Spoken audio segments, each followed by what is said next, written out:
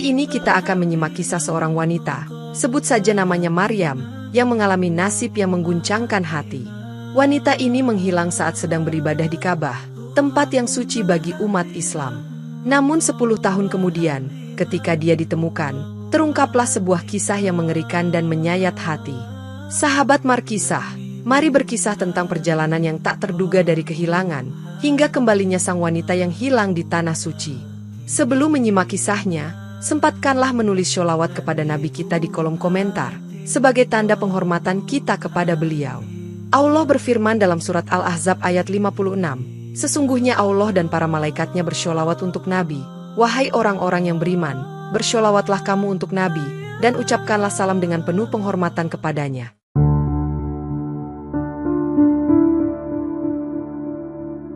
Pada tahun 2011, di antara ribuan jamaah yang berbondong-bondong menuju Tanah Suci Mekah untuk melaksanakan ibadah umroh, terdapat seorang wanita bernama Maryam. Seperti jamaah lainnya, Maryam sangat antusias dan khusyuk dalam menjalankan serangkaian ibadah yang telah menjadi impian setiap muslim. Setelah serangkaian ibadah selesai dilaksanakan, Maryam bersama para jamaah lainnya kembali ke hotel. Suasana di hotel penuh dengan kesibukan. Jamaah sibuk mengemasi barang-barang mereka, bersiap-siap untuk kembali ke tanah air.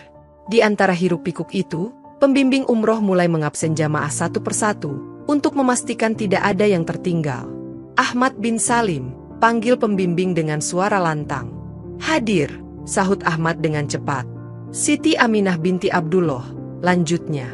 Saya di sini Pak, jawab Siti sambil mengangkat tangan. Satu persatu nama dipanggil, hingga tiba saatnya memanggil nama yang familiar di telinga semua jamaah. Maryam binti Abdul Rahman, seru pembimbing. Tidak ada jawaban.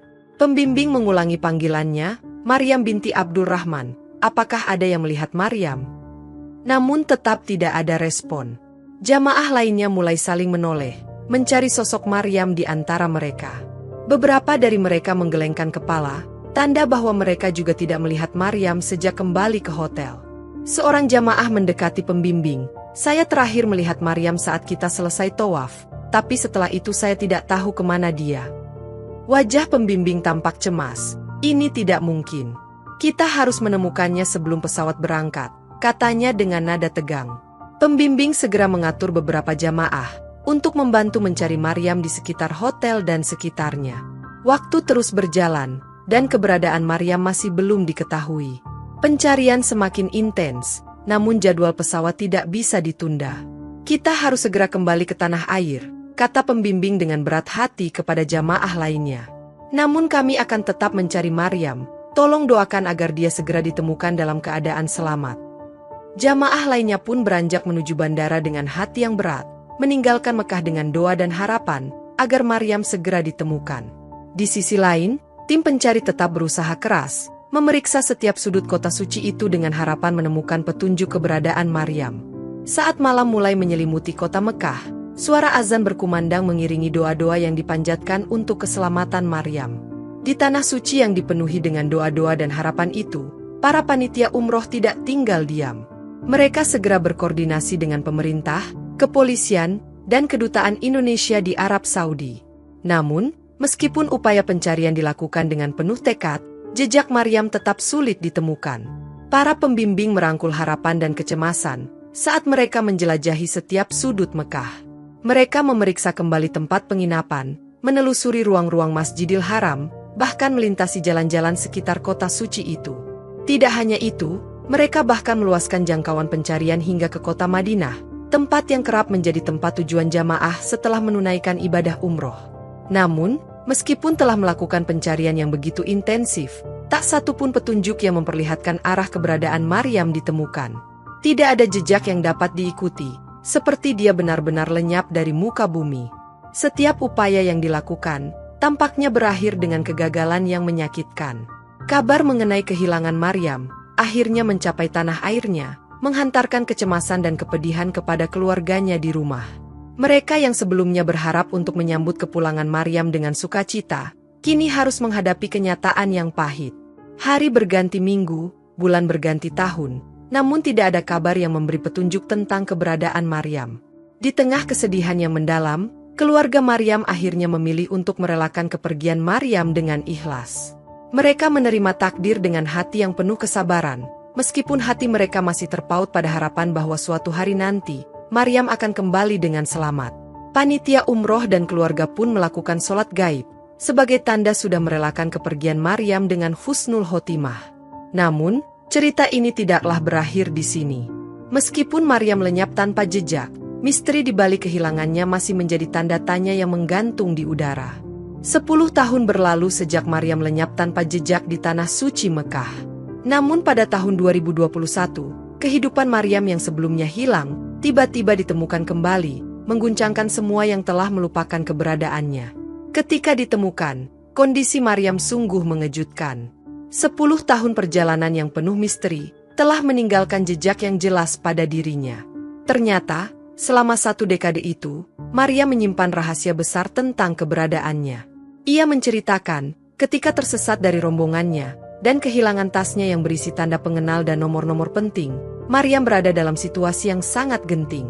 Namun dalam kegelapan malam itu, datanglah seorang pria Arab yang dengan penuh belas kasihan, menemukan Maryam yang kebingungan. Tanpa ragu, pria itu memberikan pertolongan, dan menuntun Maryam ke rumahnya di Jizan, sebuah kota yang terletak sekitar 700 km dari Mekah.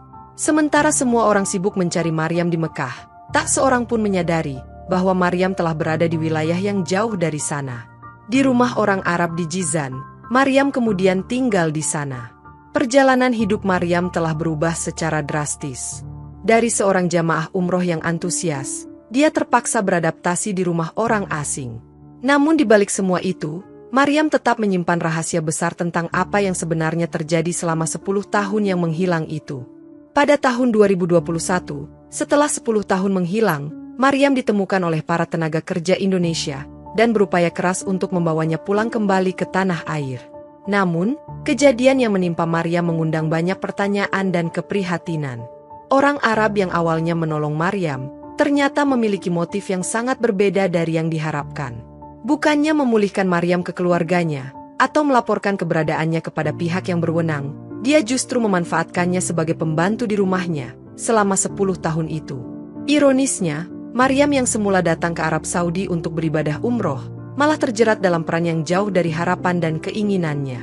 Ini adalah cerminan dari situasi yang sering terjadi, di mana orang-orang dengan niat awalnya baik, ternyata memiliki agenda tersembunyi. Kejahatan dan penipuan seringkali tersembunyi, di balik topeng kedermawanan dan pertolongan.